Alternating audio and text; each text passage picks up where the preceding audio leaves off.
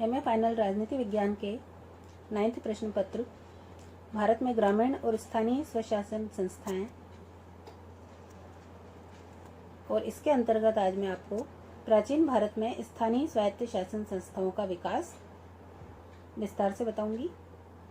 इससे पहले के अध्याय में हमने प्राचीन भारत में स्थानीय स्वशासन किस प्रकार था उसके बारे में वर्णन किया था। इसी के क्रम में याज्ञवल्क्य की स्मृति में भी स्थानीय स्वायत्त शासन संस्थाओं का उल्लेख मिलता है। शुक्र स्मृति के अनुसार गांव में 6 प्रकार के अधिकारी होते थे: ग्राम नेता, सहस्त्राधिपति, भागहार, लेखक, शुल्कग्राह तथा प्रतिहार। महर्षि गौतम ने भी स्थानीय संगठनों की विधायिका शक्ति राज्य शक्ति में ही निहित मानी थी और उन्होंने स्थानीय संगठनों को धर्म विरुद्ध नियम निर्माण करने का अधिकार नहीं दिया था, किंतु मनु का विचार था कि राजा स्थानीय संगठनों के संविधान की समीक्षा करके अपने धर्म का प्रतिपादन करें।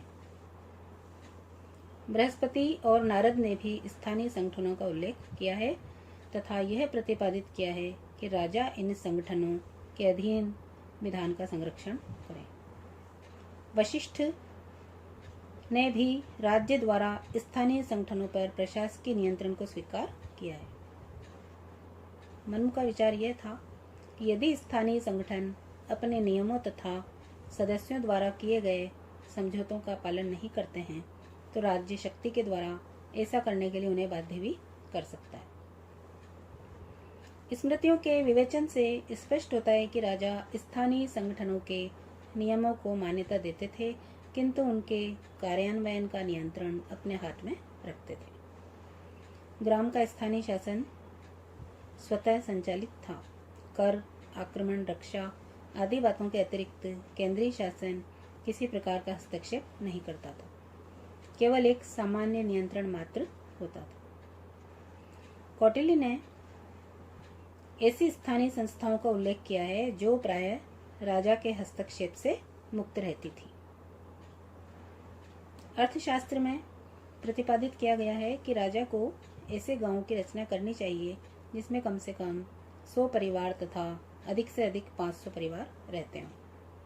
कौटिल्य ने राजा को सुझाव दिया कि गांवों की संगठन व्यवस्था इस प्रकार से की जाए कि प्रत्येक 800 गांवों के केंद्र में एक स्थानीय, 400 गांवों के केंद्र में एक द्रोणमुख, 220 गांवों के केंद्र में एक कावर्टिक तथा 10 गांवों के समूह के केंद्र में संग्रहण हो। कौटिल्य ने नगर के लिए पुर शब्द का प्रयोग किया है तथा पुर के प्रधान के लिए नागरिक शब्द का प्रयोग किया है।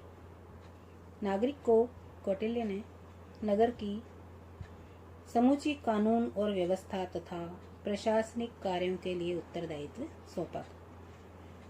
कौटिल्य ने नगर को कई भागों में विभक्त किया तथा नगर के प्रत्येक 1/4 भाग को स्थानिक नाम के अधिकारी के अधीन रखा।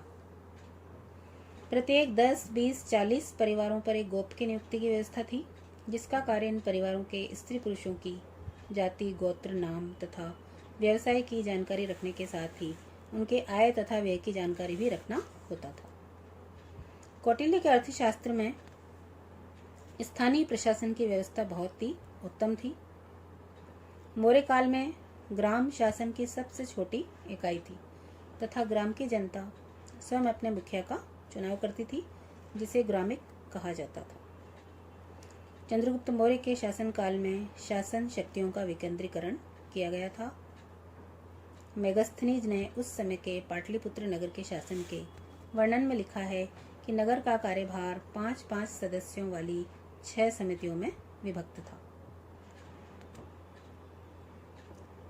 गुप्त काल में भी राजतंत्र में अनेक गणतंत्र विद्यमान थे जो अपने आंतरिक मामलों में काफी सीमा तक स्वतंत्र थे।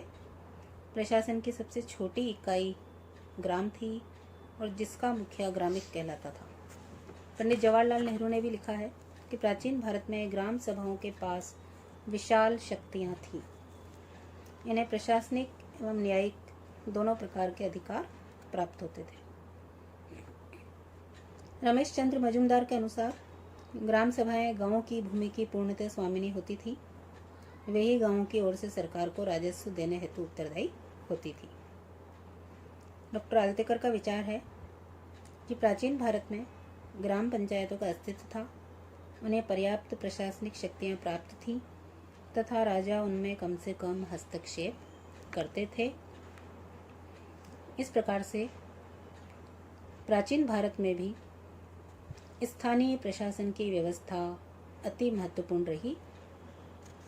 धन्यवाद।